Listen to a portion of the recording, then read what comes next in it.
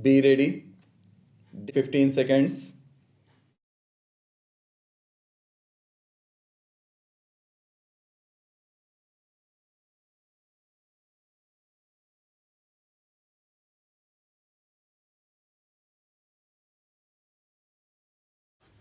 Mr. Deputy Chairman, the development of rural areas and improvement in the quality of life of the rural people has been of primary concern in the economic planning and development of the country. There is a growing realization that economic development and progress made by the nation in diverse fields would in reality be meaningless if they fail to translate it to better and dignified life for the majority living in rural India. In order to correct the developmental imbalances and to accord due priority to rural areas, the Ministry of Rural Development is implementing a number of programs aimed at development of rural areas with a focus on weaker sections. The rural development programs have been streamlined and strengthened. A number of initiatives have been taken by this ministry in the recent years for creation of social and economic infrastructure in rural areas to bridge the urban rural divide as well as to provide food security and to fulfill other basic needs of the rural poor. To match with economic liberalization and structural adjustment and to provide for safety, especially for rural poor, top priority has been accorded to rural development in terms of increasing the allocation of resources for the implementation of poverty alleviation programs. The allocation fund for the rural development programs has been increased for the 10th plan. The creation of employment opportunities with food security has been an important objective of developmental planning in India. The relatively higher growth of population and labor force has led to increase in the volume of unemployment and underemployment from the one plan period to another. With the working age population growing quite faster, the number of unemployed Indians is almost doubled.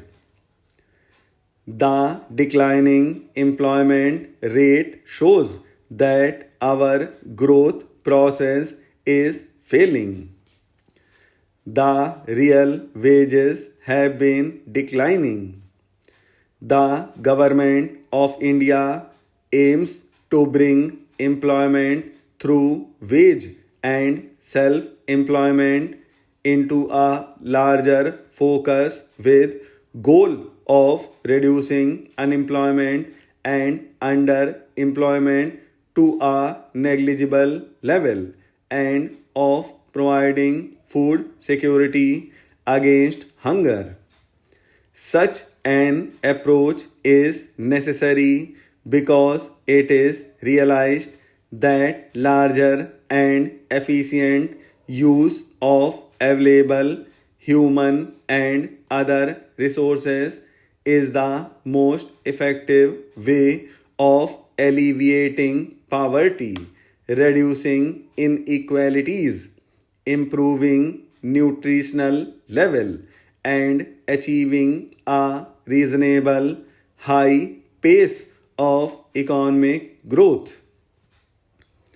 To make a dent on the prevailing poverty, unemployment, and slow growth in the rural economy, and to provide food security to facilitate faster growth in the rural areas, and to increase opportunities of employment, to provide greater importance of wage employment in rural areas.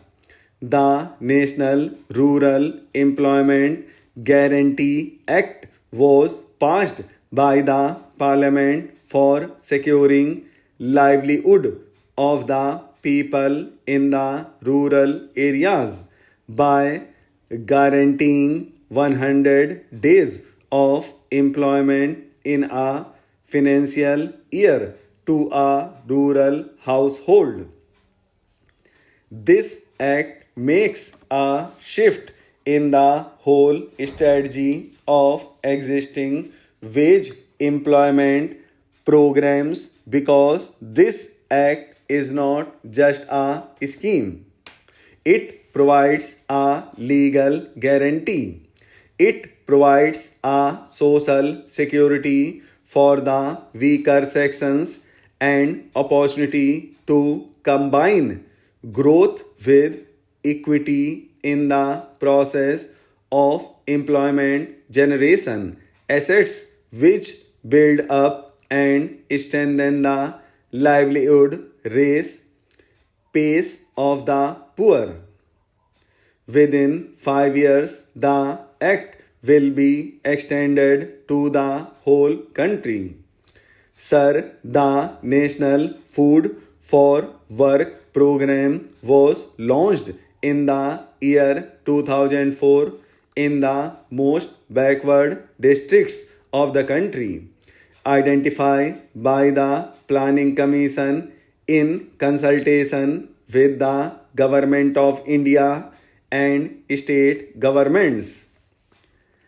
The need for the new program was felt because the existing resources were not sufficient to meet the requirement of additional wage employment for most backward districts. Moreover, it was felt that additional resources should be used into some focus areas like drought and water conservation, which is the main problem in some states and a major cause of backwardness on certain regions. Some areas are flood prone, and measures for flood control require special attention in these areas in a planned manner. The states were finding it difficult to provide state share of funds, and therefore a centrally sponsored scheme was proposed so that the investment in backward areas does not suffer because of lack of resources available with these states.